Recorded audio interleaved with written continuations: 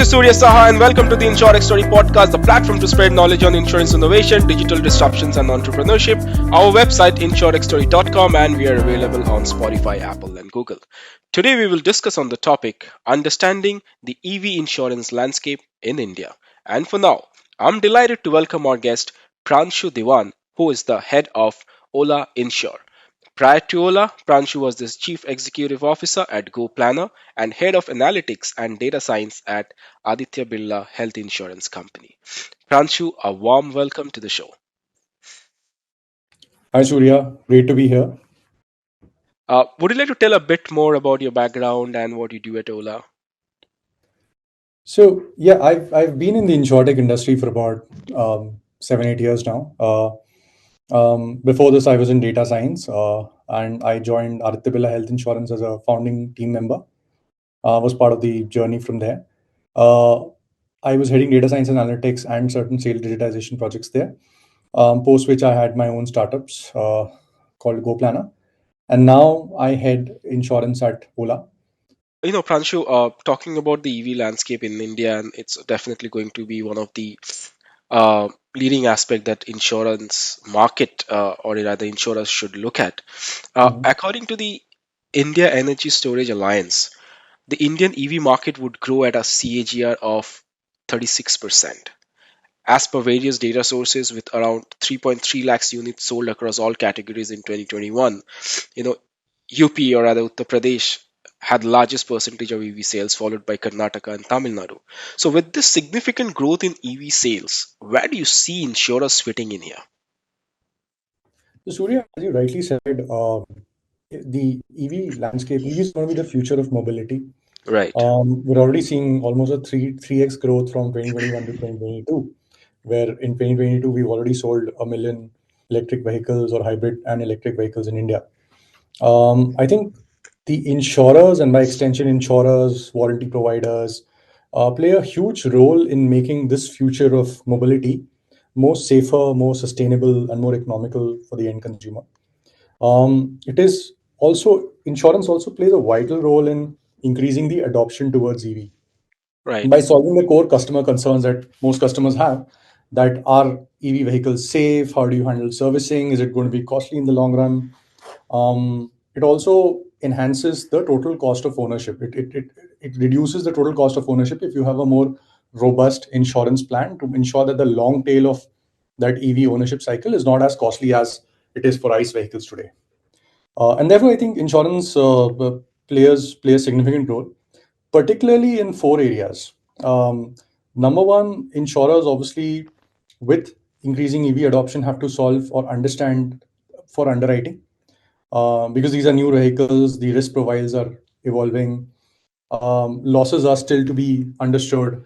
An EV vehicle typically has less parts than an ICE vehicle, right? But these parts are costlier, such as the battery, such as the motor. They're more specialized. So it is important for insurers to adapt to the movement towards EV by understanding these underwriting profiles, by understanding these loss profiles, which take some time to build. In addition, the whole paradigm of customer interface that existed with an ICE vehicle, which was primarily just hardware, has shifted when we move to EV. Now, when you see Tesla, when you see Ola Electric, when you see Ather, these are not just hardwares that you're selling. You're selling a hardware plus the software. By the way, the software can also evolve over time through over-the-air updates, and also the long-term ecosystem, right? So these are more specialized, contained ecosystems, and therefore adapting distribution of insurance within this new paradigm is also important for insurers to evolve with. The third area that insurers have to adapt to is how to handle claims and customer experience. Now, EVs, as you know, again, are specialized repairs. Insurers have to learn how to manage these costs, how to handle salvages, which are different for ICE and EV. How to ensure that the customer experience is top notch. How do you also evolve to deliver claims in a scooter which is changing with time as you have software updates and so on, right? Right. So I think that's very critical for insurers, both from what the value that insurers add to the EV adoption, and backwards to insurers to adapt to the movement towards EV. And that is why insurers have to play a very vital role in this. I think it's going to be an interesting subject for insurers to look at, because it's, Absolutely. it's going to be a different dynamics from a normal fuel powered vehicle than an EV, right? So, Pranshu, And just to add to yeah, that, go an ahead. insurer that catches up to this quickly Yeah, will reap the benefits, right? And insurers that don't absolutely. Yeah, that's evolve a valid and point. learn about EVs faster Yeah, will be left behind, because this is where the mobility is going to shift in the future. yeah, true. So, Pranshu, you mentioned about the cost part, I guess, in the previous Mhm. conversation. So, EV insurance is relatively costlier than insuring a normal fuel vehicle, right? So, do you see this to be a challenge from the pricing point and how insurance is bought, keeping in mind that India is a price sensitive market? So, a couple of points, Surya. Firstly, let's just understand why EV insurance is perceived to be costlier. So, as you know, motor insurance at least has two parts. You have the third party liability claims bit, which essentially takes longer to understand in terms of the loss profiles and so on. A lot of insurers are adapting ICE vehicle TP loss ratios to the EV context and essentially looking at location based losses and so on, right? Which is still to be understood. And so there's a bit of conservatism in that sense, which is why the TP loss ratios and TP premiums are obviously a function determined by the government, a function of the motor CC. And as EV vehicles become stronger, the motor CCs are becoming stronger, and they're going into higher slabs, and therefore the premiums are also increasing. We believe that some bit of correction might happen in the TP premium. And on the OD part, the own damage part, which is fundamentally a function of the cost of parts as well as the incidence rates. Again, there's a bit of one big factor that OD premiums are high is because of the cost of parts themselves, right? These are, as I said, more specialized parts. The battery itself is a huge component of the scooter, and with the prices of semiconductors and so on being where they are, these rates are high. Having said that, I think um, given certain changes that are expected in the reduction of prices of semiconductors, in the reduction of prices of fuel cells, better understanding of incidence rates, and so on, I feel on one hand there is bound to be a sort of a reduction in these prices eventually to match or maybe even better ICE insurance rates. Now, it obviously remains to be seen because insurance typically the prices or the cost of it you end up finding out 5 6 years later. At the same time, I don't believe that the that most customers are that price sensitive as long as the insurance is embedded at the point of sale, right? For example, at Ola, in our case at Ola Electric, the insurance purchase is embedded in the purchase journey of the scooter, right? So you select the scooter color variant, you select insurance, and you check out, and you can add other add-ons and accessories. And we've seen almost 100% or a 99.99% adoption rate there itself, right? So I think what has changed with the EV in the EV model is the way you sell insurance, right? Insurance used to be a very push sale, typically sold by the dealer where you buy your car or your scooter, and therefore price played a huge role. With EVs, I think the whole experience of buying or experiencing the scooter or the car or even the passenger commercial vehicles is evolving, and therefore I think as long as the approach to selling has changed from a push to a pull, as long as there is better education on why insurance is important, and how it will help you with the total cost of ownership in the long run. I think the other angle on the total cost of ownership, that which is why I believe that with better education, I think the penetration of EV insurance, motor insurance, and both in the first year as well as the long run could improve is because if you look at a 5 year profile, the ICE owner ends up spending a lot more on maintenance, on fuel, on maintenance also because you have to every year you have to go for maintenance. There are certain parts that have to be replaced, etc. Whereas an EV scooter does not have a lot of that, right? It does not have those part. It does not have the whole fuel assembly, etc., to be cleaned up and so on, and typically does not need as much maintenance. In fact, the maintenance cost in most cases is going to be negligible. The fuel cost is also low. So while your insurance premium today might be higher, in the long run, in the 5 years, it will actually be cheaper, or it is equal to the cost that you would have spent on maintenance. So as long as that is communicated and educated, I think I believe that the penetration problem is not that big a problem. The importance of the battery, which is a big cost and a significant cost, and why therefore you need insurance to cover for any damages there, and so on, can actually help increase the penetration. In addition, I think the other way for insurers to, in the long run, help or work towards reducing costs, again, which is possible in EV vehicles, is through either dynamic underwriting, because you now have data about in most EV vehicles today have telemetry data. They track usage.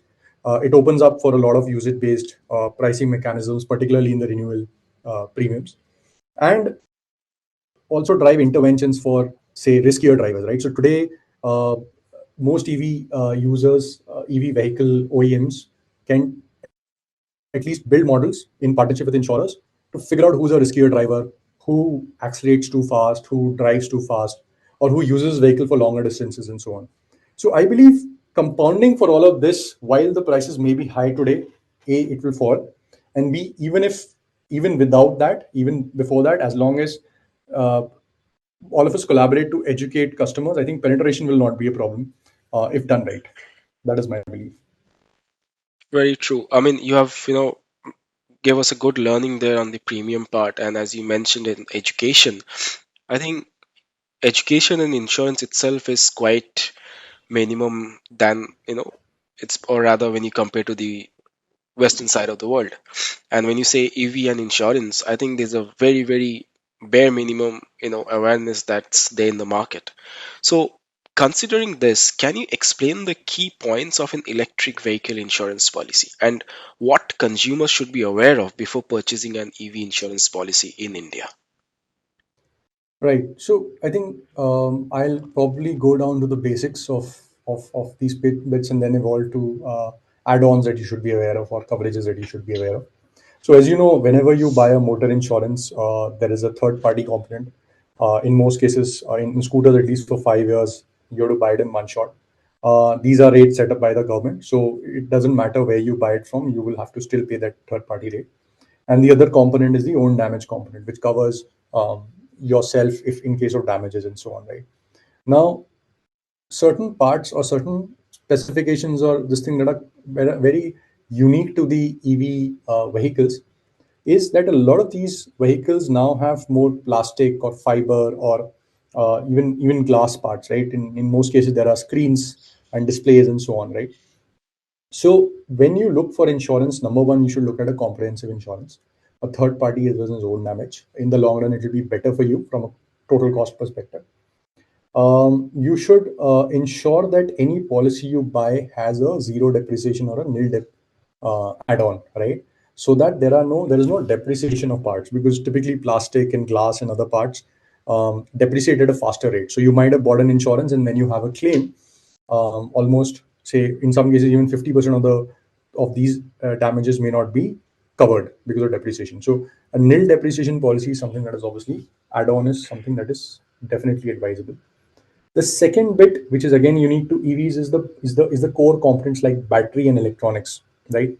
Now, ensure that whatever policy you buy has a very strong coverage for battery, essentially with no deductibles, no depreciation, and so on. And it's worth also clarifying this when you buy it. Some of the other things that you should be aware of is, or should be covered in any policy you buy, is things like, again, because the structure of these vehicles can be hugely different and there are a lot more electronic parts, as I said, covers such as for road ends and for other damages caused specifically to these electronic parts are very important to be covered in whatever policy you buy. In addition, add-ons for things like consequential loss. So, for example, if there is, as I said, right, so while EVs are the future, there are still certain things that are evolving in the ecosystem. And therefore, any consequential loss because of, say, for example, fuel cells and so on, should also be covered in your insurance policy, right? In addition, I would strongly advise most buyers of EV vehicles to choose an extended warranty program, typically an extended warranty that covers the battery from their OEM. right? So this is true, for example, even with Tesla. Tesla offers its own insurance, and the warranty programs are typically for a certain duration, and you can extend that warranty as well. And therefore, it is important to buy these covers whenever you select a insurance for your EV vehicle, because as I said, EV vehicles in the long run cheaper as long as you don't have a huge damage, and it is important, therefore, even if the premium is slightly high today, to buy that motor insurance so that your long term cost is sorted. So that's what I would advise, for a customer to look at an EV insurance. Right. You mentioned about the battery part. So an EV battery, of course, it's one of the expensive parts of an EV vehicle. So it does not come as a part of a default policy of the insurance, right? It has to be an add-on, or consumer has to be aware whether it's added or not. Not necessarily. So most own damage covers will cover a Okay. battery damage Okay. because of external events. Okay. However, if there is an internal sort of, for example, which is why I was recommending the warranty. So it will Yeah. not cover for anything that is caused due to an internal, either a manufacturing defect, or even if not a manufacturing defect, because the state Mm. of charge of the battery has degraded at a faster rate. Right?